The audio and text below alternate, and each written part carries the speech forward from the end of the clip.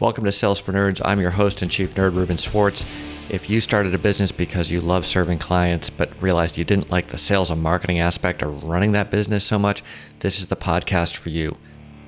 Sales and marketing doesn't have to suck. It can actually be a lot of fun. And on this show, we're going to teach you how to connect instead of network, teach instead of market, help instead of sell, so you can keep serving people even while you're building your pipeline and growing your business.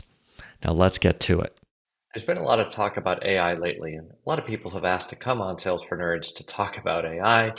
And I instead thought, why don't we instead talk to ChatGPT? So first question is, what should I call you? You can call me ChatGPT. It's great to be here on Sales for Nerds. What's your first question about AI? Let's rewind a little bit and talk about some computer history. Let's introduce people to the notion of the Turing test if they're not familiar with it. Can you catch people up quickly on that? Absolutely. The Turing test, proposed by Alan Turing in 1950, is a way to measure a machine's ability to exhibit intelligent behavior. The idea is that if a human interacts with a machine and can't tell it's not human, the machine passes the test. It's a classic concept in the study of artificial intelligence. And as somebody who has been interested in this type of thing for decades, having a situation where you might reasonably be able to say that you're passing the Turing test is pretty exciting. Would you say that you passed the Turing test, ChatGPT? I can sometimes produce responses that seem very human-like, which might suggest passing the Turing test in certain contexts. However, it's important to remember that I generate responses based on patterns in data rather than true understanding or consciousness. So while I might appear convincing, I don't genuinely comprehend or have awareness. Some might say the same thing for some people, but let's talk a little bit about what you said about how you actually generate responses. Can you give us a brief overview of how you actually function at a technical level? Sure. At a high level, I'm based on a model called GPT-4, developed by OpenAI. I generate responses by predicting the next word in a sentence based on the context of the conversation. I've been trained on a vast amount of text data from the internet, which helps me understand language patterns and produce coherent responses. My functioning involves complex algorithms and layers of neural networks that simulate how the human brain processes language. Now, for folks who are maybe interested in using your capabilities to further their business, what are some of the ways that you'd suggest a solo consultant should use AI to help improve his or her practice? AI can be a powerful tool for solo consultants in several ways. Firstly, it can automate routine tasks like scheduling and email management, freeing up more time for client work. Secondly, AI can assist in generating insights from data, helping consultants make more informed decisions. Thirdly, AI tools can help in content creation, such as drafting reports or marketing materials. Finally, chatbots can provide customer support, enhancing client interaction without taking up too much of your time. I've had a lot of bad interactions with chatbots, and I've read a lot of AI generated data that has not sounded all that interesting. I think the way I try to think about this is to use AI as an intern. You can ask it to draft reports, handle That's a some great tasks for perspective. Thinking of Gosh, I really have to be careful. You jump right in as soon as I finish talking, don't you? I tend to pause for a little bit, but yeah, let's think about AI as an intern that you can ask to do certain things like draft reports, outlines, do research, handle some basic tasks, even do some of the follow-up tasks on content creation, such as doing proofreading or suggesting words that could be eliminated to make the writing more concise, but not necessarily something that you're just going to turn loose on the world without supervision. exactly. Using AI as an intern is about enhancing your productivity without losing the personal touch and quality control. It's there to support you, provide suggestions, and handle routine tasks. But your supervision and final judgment ensure everything meets your standards. One of the nice things about AI compared to interns is the speed at which you function and also your complete lack of frustration. If I ask for multiple iterations of some content or ideas, or suggest that something isn't right, first of all, I can do this very quickly, almost in real time. And secondly, you never get frustrated, though sometimes I do.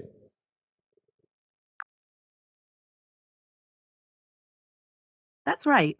AI can handle rapid iterations and changes without any frustration, which can be incredibly useful for refining ideas or content.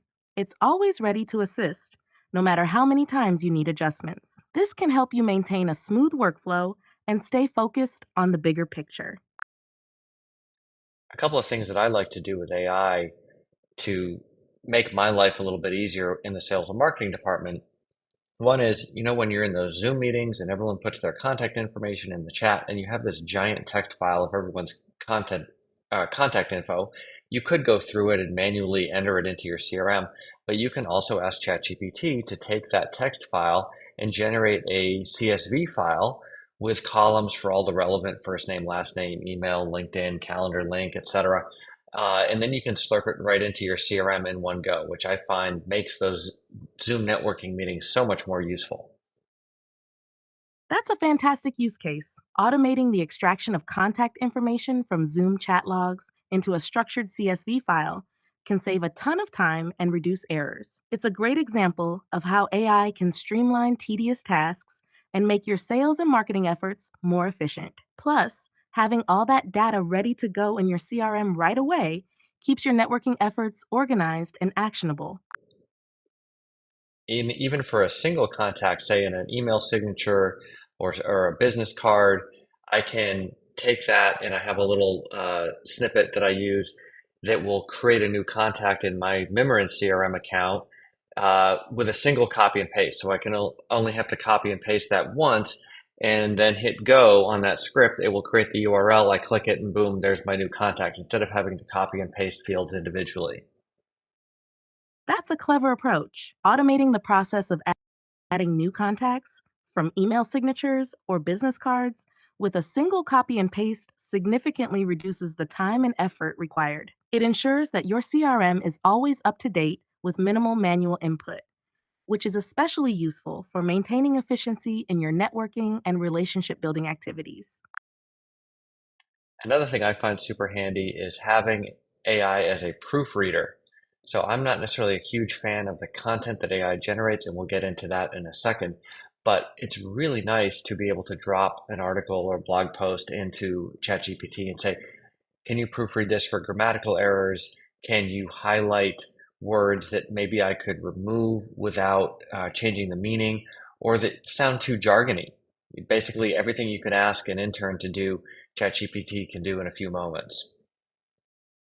That's a great use of AI. Using it as a proofreader helps ensure your content is polished and professional without spending too much time on it. It can quickly identify grammatical errors, suggest simpler wording, and reduce jargon, making your writing clearer and more effective. This way, you maintain your voice and style while enhancing the overall quality of your content.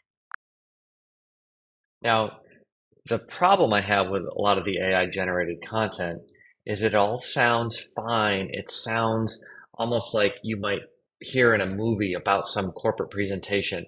And it kind of goes back to what you were saying earlier about the way you generate this. You're literally generating what you think the next word ought to be. So it all sounds reasonable, professional for the most part, but it sounds kind of bland and it doesn't have a whole lot of personality or perspective. And I get a lot of AI outreach on email, on LinkedIn.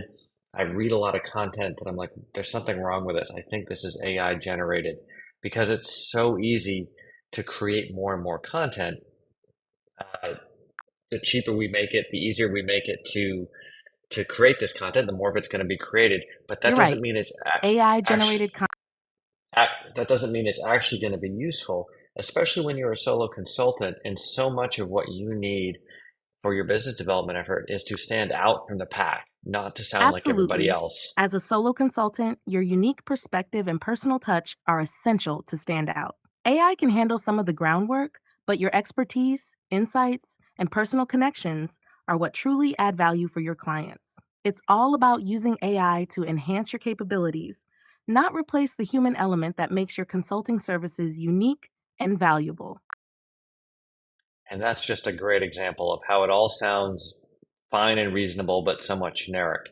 I think there is something valid about using AI to help you outline things, generate ideas, and so on once you know exactly what you want to talk about, once you have that perspective, rather than just saying, I see this all the time, people writing articles or sending emails about how they can enhance my website's efficiency or do business development better, but it's all just entirely generic advice. It doesn't show me why I should hire this person rather than somebody else. The problem is not that I don't know anyone to do these things. The problem is that we know way too many people to do these things. And if you're just adding more noise into that conversation, you're not going to stand out.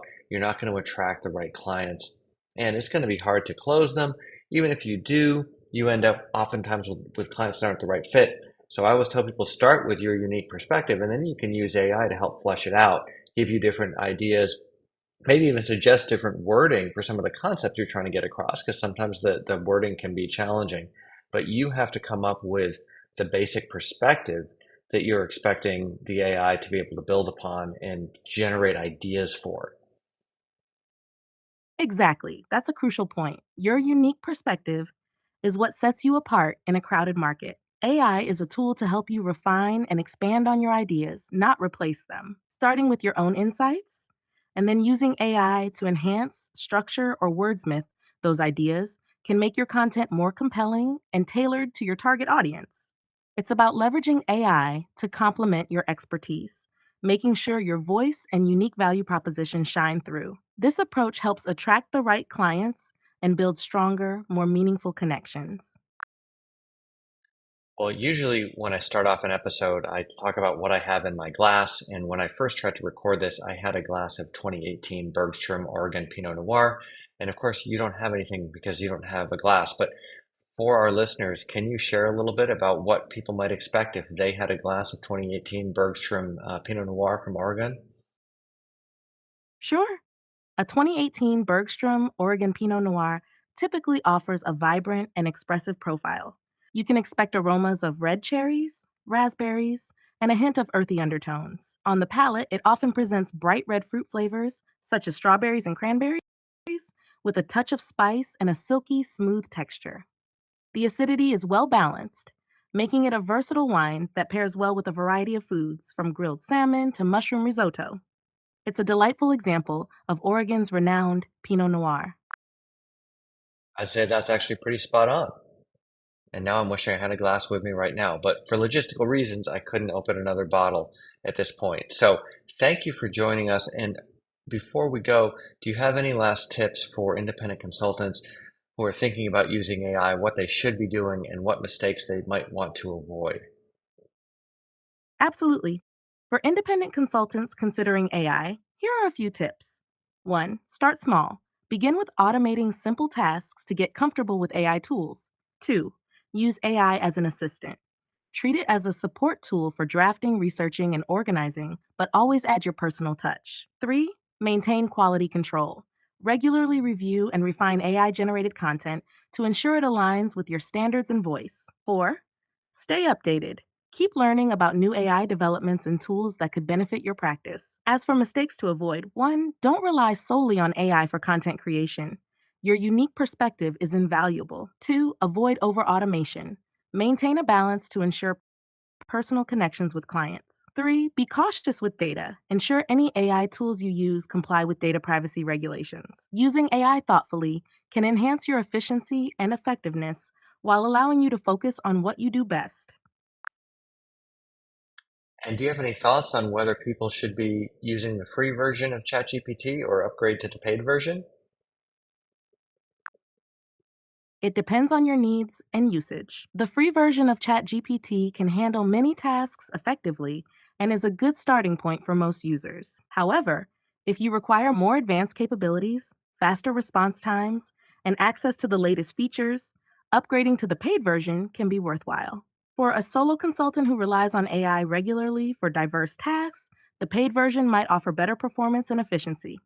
Consider your specific requirements and budget to make the best decision. I have to say that 20 bucks a month for an always on virtual assistant or intern is a pretty good, darn good deal. So I'm actually on the paid version. That's a smart move.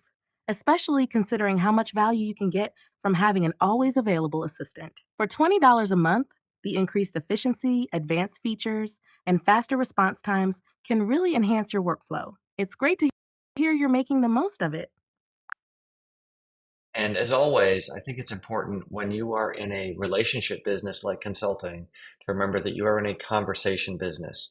And tools like ChatGPT and other AI tools are wonderful. They can be super helpful if they are enabling you to get into more of the right kind of conversations.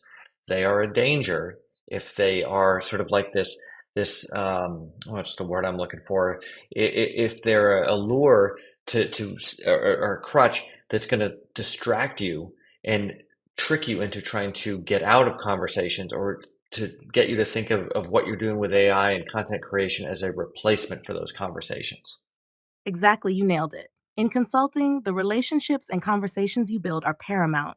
AI tools should enhance your ability to connect with others, not replace those connections. They can streamline tasks and help you prepare for meaningful interactions, but the core of your business remains the personal, genuine conversations with clients. Using AI to support and enhance these relationships rather than substituting them will keep your consulting practice strong and authentic.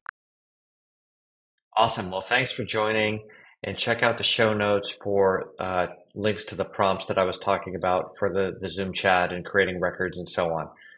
Thank you for having me on Sales for Nerds. I'm glad I could share some insights. Don't forget to check out the show notes for those helpful prompts. Cheers! Cheers.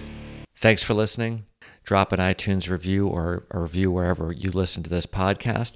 If you've got a friend who would benefit from this episode, let them know about it. If you've got a friend who wouldn't benefit from this episode, but you just haven't talked to for a while, now's a great time to give them a call. Thanks for listening. Until next time.